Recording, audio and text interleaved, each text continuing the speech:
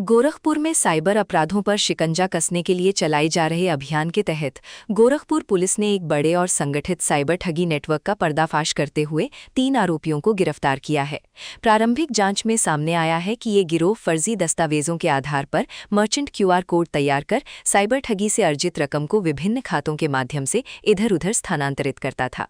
Police को आरोपियों के कब्जे से बड़ी संख्या में mobile phone, SIM card, sound pod, QR scanner और कई संदिग्ध दस्तावेज मिले हैं, जिनके आधार पर करोड़ों रुपए के साइबर फ्रॉड से जुड़े लेनदेन की आशंका जताई जा रही है। पुलिस अधीक्षक नगर के निर्देशन और क्षेत्राधिकारी कोतवाली के पर्यवेक्षण में प्रभारी निरीक्षक कोतवाली के नेतृत्व में साइबर कमांडो उप निरीक्षक उपेंद्र सिंह, जनपदीय एंटी थेफ्ट टीम और कोतवाली पुलिस ने संयुक्त कार्रवाई करते हुए इस गिरोह के 3 सदस्यों को गिरफ्तार किया। गिरफ्तार आरोपियों की पहचान संकेत राय, तौहीद आलम उर्फ गोलू और राज सिंह के रूप में हुई है। पुलिस ने ये कार्रवाई मुखबिर की सटीक सूचना के आधार पर की। गिरफ्तारी के दौरान पुलिस ने आरोपियों के पास से 13 मोबाइल फोन, 5 सिम कार्ड, 40 गत्तों में रखे गए 1308 साउंड पॉड तथा 2 गत्तों में पैक 866 क्यूआर स्कैनर बरामद किए। बरामद सामग्री की मात्रा को देखते हुए पुलिस का मानना है कि ये कोई छोटा गिरोह नहीं बल्कि बड़े स्तर पर संचालित होने वाला साइबर नेटवर्क है, जो विभिन्न राज्यों तक फैला हो सकता है। पुलिस अधिकारियों के अनुसार बरामद मोबाइल फोन और डिजिटल उपकरणों की जांच में कई महत्वपूर्ण जानकारियां मिली हैं। इनमें बड़ी संख्या में फर्जी पैन कार्ड, आधार कार्ड, बैंक खातों से संबंधित दस्तावेज और अन्य इलेक्ट्रॉनिक रिकॉर्ड शामिल हैं। इन दस्तावेजों का उपयोग बैंक खाते खोलने और डिजिटल भुगतान प्लेटफॉर्म पर फर्जी पहचान के साथ पंजीकरण कराने में किया जाता था। जांच में खुलासा हुआ है कि आरोपी फर्जी दस्तावेजों की मदद से गूगल पे, भारत पे, मोबीक्विक और अन्य डिजिटल भुगतान प्लेटफॉर्म पर मर्चेंट अकाउंट तैयार करते थे। इन मर्चेंट अकाउंट से जुड़े क्यूआर कोड का उपयोग साइबर ठगी से प्राप्त धनराशि को जमा करने, ट्रांसफर करने और निकालने के लिए किया जाता था। पुलिस के अनुसार साइबर अपराधी जब किसी व्यक्ति को ऑनलाइन ठगी का शिकार बनाते थे तो ठगी की रकम सीधे इन मर्चेंट खातों में पहुंचाई जाती थी। इसके बाद विभिन्न बैंक खातों और डिजिटल माध्यमों के जरिए रकम को तेजी से एक स्थान से दूसरे स्थान पर भेज दिया जाता था, जिससे जांच एजेंसियों को धन का वास्तविक स्रोत और गंतव्य तलाशने में कठिनाई होती थी। गिरफ्तार आरोपियों से पूछताछ के दौरान कई अहम जानकारियां सामने आई हैं। आरोपियों ने स्वीकार किया कि वे साइबर अपराधियों के लिए लोगों को बहला फुसलाकर उनके नाम पर बैंक खाते खुलवाते थे।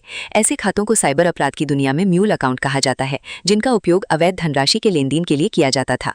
आरोपियों ने बताया कि बैंक खाते खुलवाने के बाद वे फर्जी पैन कार्ड और वोटर आईडी जैसे दस्तावेज तैयार कराते थे।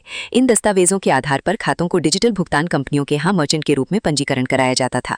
इसके बाद उन खातों से मर्चेंट क्यूआर कोड और साउंड पॉड जोड़ दिए जाते थे ताकि खातों में नियमित और अधिक लेनदेन दिखाया जा सके।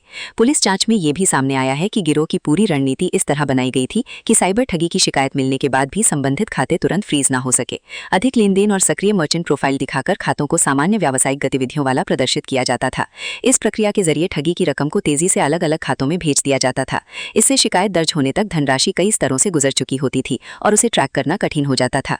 पुलिस का मानना है कि यही वजह है कि गिरोह लंबे समय से सक्रिय रहकर बड़े पैमाने पर साइबर अपराधियों की मदद कर रहा था। बरामद मोबाइल फोन और बैंक खातों की जांच के दौरान पुलिस को ऐसे डिजिटल रिकॉर्ड मिले हैं जिनसे करोड़ों रुपए के संदिग्ध लेनदेन होने के संकेत प्राप्त हुए हैं। पुलिस का कहना है कि इन खातों से जुड़े कई मामलों में देश के अलग अलग राज्यों और जिलों में ऑनलाइन साइबर शिकायतें पहले से दर्ज हैं। जांच एजेंसियां अब इन खातों, मोबाइल नंबरों और डिजिटल भुगतान प्लेटफॉर्म से जुड़े डेटा का विश्लेषण कर रही हैं। इसके साथ ही ये पता लगाने का प्रयास किया जा रहा है कि इस नेटवर्क से जुड़े अन्य लोग कौन हैं और इसका संचालन किस स्तर से किया जा रहा था। गिरफ्तारी और बरामदगी के आधार पर कोतवाली थाने में भारतीय न्याय संहिता बीएनएस की विभिन्न धाराओं तथा आईटी एक्ट की धारा 66D के तहत मुकदमा दर्ज किया गया है। पुलिस अब आरोपियों के आपराधिक इतिहास, बैंकिंग नेटवर्क और साइबर अपराधियों से उनके संबंधों की गहन जांच कर रही है। पुलिस अधिकारियों का मानना है कि ये गिरोह केवल गोरखपुर तक सीमित नहीं है, बल्कि इसका संबंध कई राज्यों में सक्रिय साइबर ठगी नेटवर्क से हो सकता है। जांच आगे बढ़ने के साथ इस मामले में और भी बड़े खुलासे होने की संभावना जताई जा रही है। गोरखपुर पुलिस की इस कार्रवाई को साइबर अपराध के खिलाफ बड़ी सफलता माना जा रहा है।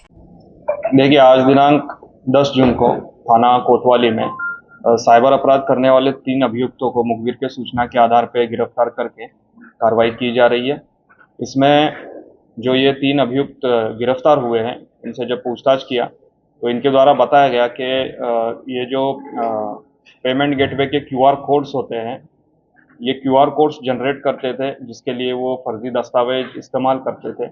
और इन क्यूआर कोड्स का इस्तेमाल जो साइबर फ्रॉड करने के लिए वेबसाइट्स होती है, इनमें इस्तेमाल किया जाता था।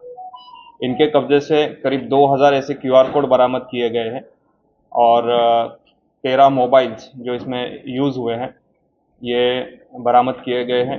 इसके अलावा जो इनके पास जो दस्तावेज मिले हैं, इसमें प्रूफ मिला है कि ये फर्जी दस्तावेज जनरेट करके एक ऐप के माध्यम से इसका इस्तेमाल करते थे।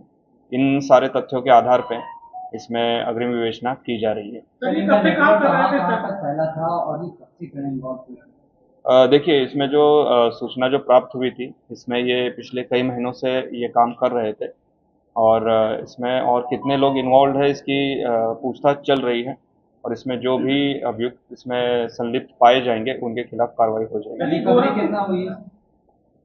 क्या रिकवरी कितनी हुई? इसमें अभी जो इनका जो ट्रांजैक्शन रहता था वो ऑनलाइन रहता था, तो कैश की बरामदगी अभी हुई नहीं है और इसमें जो क्यूआर कोड्स हैं उसे करीब 2000 क्यूआर कोड्स विद जो उनका स्पीकर का पॉड होता है इसके साथ बरामद हुए हैं और 13 मोबाइल और 5 सिम कार्ड्स बरामद हुए हैं। सर इनका पहले भी कुछ अपराधिक इतिहास रहा है या इसमें पहले? इनके बारे इनका जो आपराधिक इतिहास है अभी तक इसमें मिला नहीं है और इसके बारे में अधिक जानकारी की जा रही है। देखिए, अभी तक जो इनकी संलिप्तता आई है ये गोरखपुर से ही रिलेटेड है और इनका जो क्यूआर कोड प्रोवाइड करने का और या फिर फ्रॉड करने का तरीका था ये ऑनलाइन था। ये ऑनलाइन साइट्स पे क्यूआर कोड डालते थे जहाँ पे ये फ्रॉड करते थे। तो इनका जो अभी तक का जो ये रहा है वर्क वो गोरखपुर बेस्ड रहा है। कितने लोग हैं सर? इसमें कुल 3 लोग गिरफ्तार हुए हैं और अन्य इनके जो लोग हैं इनके बारे में विवेचना प्रचलित है। ठीक हो गया।